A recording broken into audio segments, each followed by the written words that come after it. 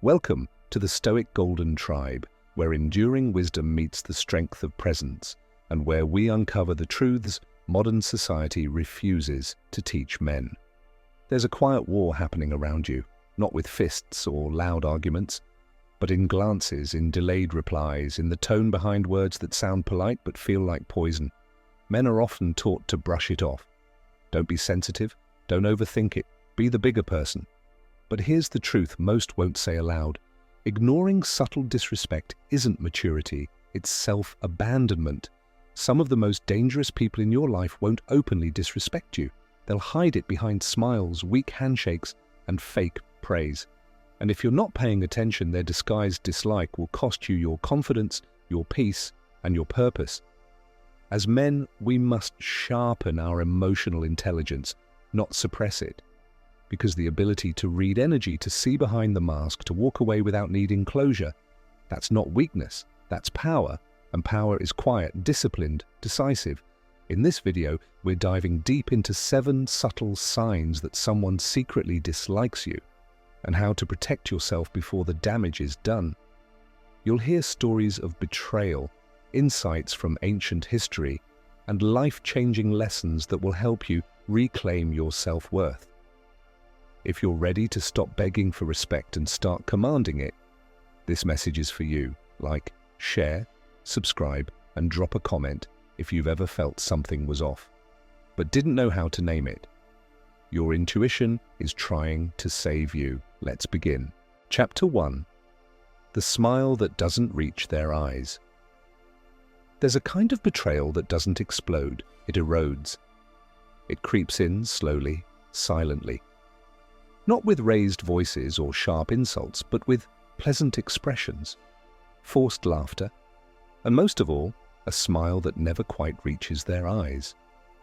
This is the first and most common sign someone secretly dislikes you.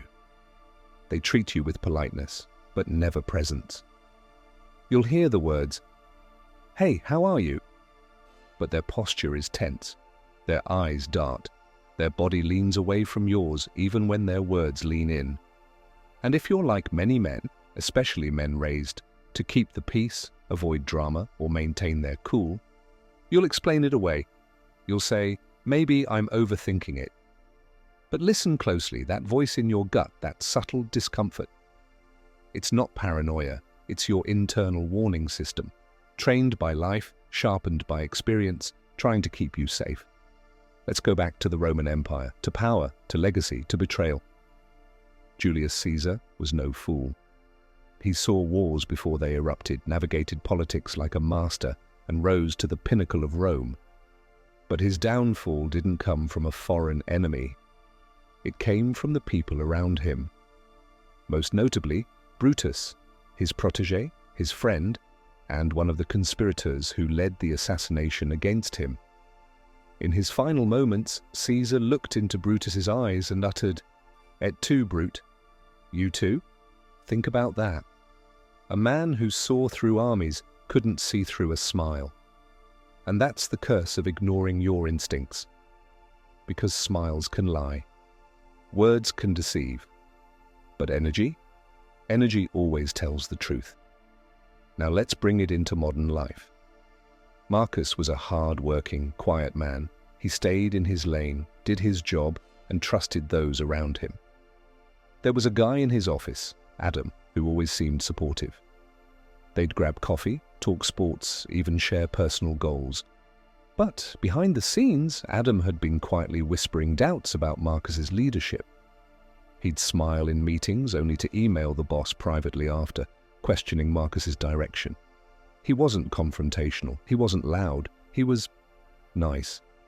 Too nice. When the promotion came up, Marcus didn't get it. No explanation, just a cold shoulder and a new boss, Adam. And what hurt the most wasn't the missed opportunity. It was the realization that all those smiles were masks. You might ask, why didn't Marcus see it sooner? Because many men are trained to ignore subtlety. We're taught to look for explosions, not erosion. We expect enemies to be obvious, loud, aggressive, but in real life, Dislike often comes dressed in kindness. It's delivered with soft tones, half hugs and filtered smiles. You might feel it in your gut, that little tension, that pause, that sense of being watched instead of witnessed, but you ignore it because it feels too vague. And society shames men for being too emotional or too reactive. So instead of acting on instinct, we wait for hard proof. Here's the truth. You don't need proof to protect your peace. You need awareness, you need courage, and you need to trust your inner compass more than the social masks around you. The power of observation. Start paying attention. Do they only smile when others are around? Do they interrupt you with compliments that feel rehearsed? Do their eyes go blank when you speak from the heart? It's not about being paranoid, it's about being awake. Not every fake smile hides a knife, but every betrayal starts with a moment you chose to ignore. A man's peace comes from his perception. Being a man in today's world doesn't just mean physical strength, it means emotional clarity. It means protecting your energy the same way you protect your home. It means understanding that just because someone stands beside you doesn't mean they stand for you. And most importantly, it means being okay with letting go of relationships that look good on paper but feel off in your spirit. You don't owe loyalty to energy that drains you. You don't need to investigate. You need to act. Because nothing protects a man faster than distance. So when the smile doesn't feel real, believe your gut. Because if your instincts whisper something's wrong, they're not guessing, they're remembering. Caesar ignored his instincts, and it ended in a dagger to the heart. Marcus ignored the signs, and it cost him his future. You don't have to repeat their mistake. Trust the energy, read the silence. And when their smile doesn't reach their eyes, let your distance speak louder than confrontation ever could. Drop a comment. I trust energy, not words. Chapter 2. You're the punchline, not the peer. Sometimes the people who smile with you in public are the same ones who laugh at you in private. This is the second subtle sign someone secretly dislikes you. You're not their peer, you're their punchline. It shows up in jokes that cut too deep, sarcastic remarks that feel a little too personal. They'll say something humiliating, then hide behind a smirk, and the line, "Relax, I'm just playing with you." But deep down, you know they're not. They use humor like a blade. Dressed in velvet, but designed to wound. They don't confront you like a man. They mock you in public, knowing you won't react. And here's the cruel part. If you do respond, you're labeled as too sensitive, insecure, or not being able to take a joke. But the truth is, there's a fine line between humor and hostility. And a lot of jokes are just socially acceptable ways to disrespect you. Epictetus, the great Stoic philosopher, once said, "If someone tried to hand you garbage, would you take it and carry it around?" His point was simple. Words, like garbage, can only harm you if you accept them. But here's the twist, and when you're constantly being laughed at under the disguise of humor, it chips away at your sense of worth over time. It's not always about reacting violently or demanding respect. It's about not normalizing emotional erosion. Stoics didn't chase drama, but they also didn't tolerate slow disrespect. Let's talk about Josh, a guy who spent most of his 20s around the same group of friends from high school. At first, everything seemed like harmless banter. They joked about his hairline, his dating life, his salary, and Josh laughed too, because that's what men are taught to do, laugh it off, be cool, don't cause waves. But over the years, those jokes didn't stop. They got sharper. They started making fun of his ambitions, mocking the new business he tried to start. Subtle digs, masked in laughter. One day, he brought a woman he was serious about to a group hangout. Within minutes, the jokes flew, about his past flings, his finances, even his wardrobe. The girl pulled him aside later and said, "Why do you let your friends talk to you like that?" That moment shattered the illusion, because deep down, Josh knew they didn't respect him, they tolerated him, they kept him around, not to uplift him, but to feel better about themselves. He walked away from that group that same week, and his life, it got quieter, but it got better. His confidence grew, his relationships improved, and for the first time, his peace wasn't a punchline. So how do you know if someone's using humor to hide contempt? They always joke about your deepest insecurities. They laugh harder when others join in. They never make those kinds of jokes to people they truly respect. And most telling of all, you feel worse about yourself every time you're around them. This is what you must remember. Real friends make you feel stronger. Fake friends make you feel small. If you're constantly the butt of the joke, you're not in a friendship, you're in a cage. You don't need to explode, you don't need to clap back. You simply need to stop showing up to be mocked. And if they say, "You've changed," take that as a compliment. Because a man who values himself doesn't let himself be humiliated for someone else's entertainment. This isn't about being thin-skinned, it's about having emotional muscle. It's about recognizing that you weren't put on this earth to be laughed at by people who never built what you're trying to build. Stoicism is often misinterpreted as emotionless detachment, but at its core, it's about strength through self-respect. Marcus Aurelius didn't suffer fools, Seneca didn't surround himself with mockers, Epictetus taught that your peace comes from your internal standards, not external validation. So if someone constantly uses humor to tear you down, that's not friendship, that's disguised aggression. And as a man, your job isn't to play along, your job is to walk away. You were not born to be someone's emotional punching bag. You weren't made to be the one everyone picks on because you can take it. That's not strength, that's survival mode. Real strength is saying, "I'm done laughing at myself just to make you comfortable." You don't have to fight. You don't have to explain, just leave. And in that silence, you'll find a version of yourself that commands respect, not with anger, but with presence. Drop a comment. I will never be the punchline again. Chapter 3. Support disguised as sabotage. Not every knife comes with a blade. Some come in the form of encouragement that keeps you small. Some come as friendly advice that slowly redirects you off your path. This is the third subtle sign, support that's really sabotage. And make no mistake, this is the most dangerous kind, because it doesn't look like hatred, it doesn't sound like jealousy, it feels like concern, it looks like just being honest, it sounds like, "I'm only telling you this because I care." But underneath that soft voice is a sharp motive. You tell them you're starting a new business. They say, "That's cool, just don't get your hopes up." You talk about a woman you're serious about. They say, "Be careful, she might just be using you." You tell them you're planning to move to a new city. They say, "Why would you leave? Everything's fine here." It's constant friction wrapped in fake friendship. They pose as your guide, but they're quietly holding the map upside down. Why?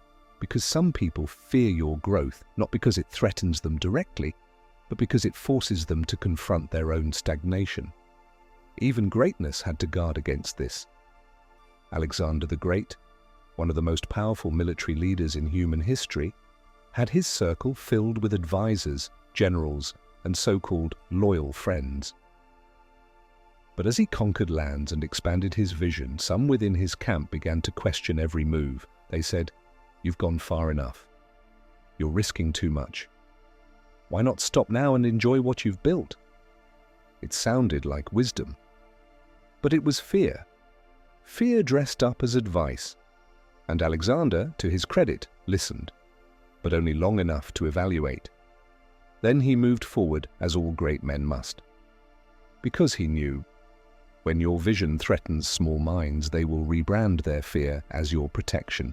Let me tell you about Kareem, a graphic designer who spent years developing his skills on the side while working a day job.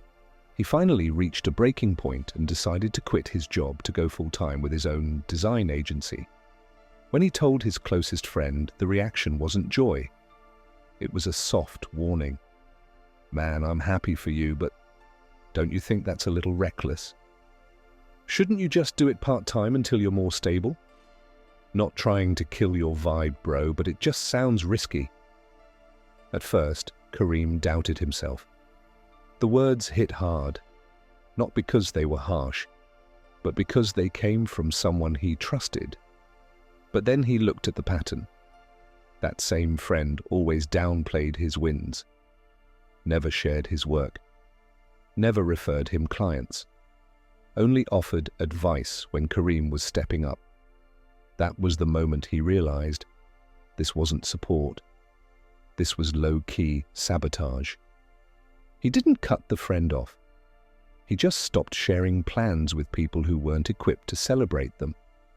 And with that decision, his agency took off. Not everyone deserves access to your dreams. Understand this. Some people don't want to stop you. They just don't want to be left behind. So instead of standing in front of you, they'll walk beside you, with just enough resistance to slow you down.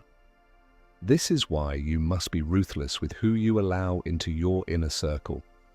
Stoic philosophy teaches us that the opinions of others should not shape our peace. But that doesn't mean you let everyone speak into your future. Marcus Aurelius wrote, "If it is not right, do not do it. If it is not true, do not say it." You can extend that.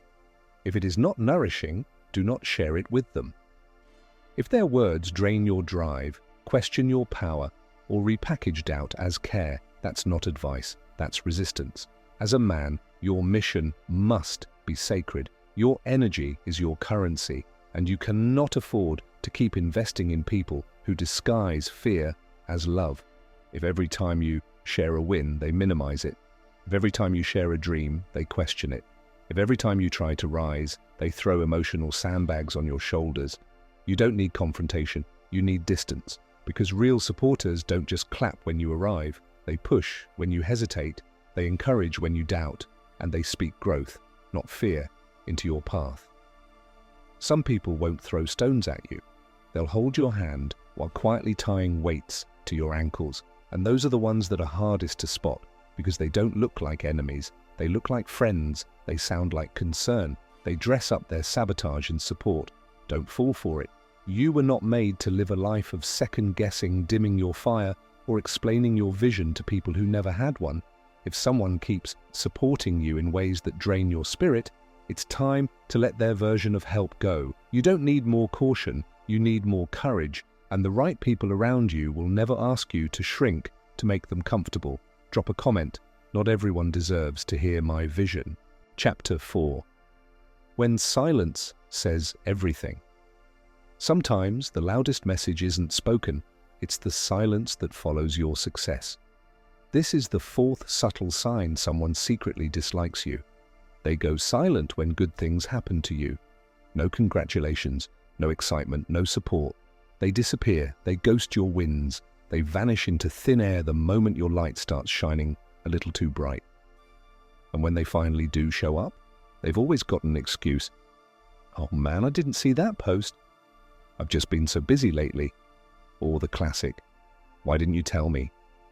But when they had news to share, you were the first to know. When they needed support, you were front row.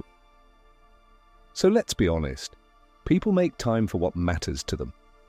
And silence during your joy is not a coincidence. Let's talk about Damon, a man who worked for years to climb the corporate ladder. Late nights, early mornings, always going above and beyond. Finally, he landed the promotion of a lifetime, senior partner, more money, more respect, his dream job. He called his best friend to share the news. The response, "Nice, man. Must be nice to catch a break." That was it. No celebration, no follow-up, no pride in Damon's achievement. And that's when it hit him. Some people can cheer for you as long as you're not ahead of them.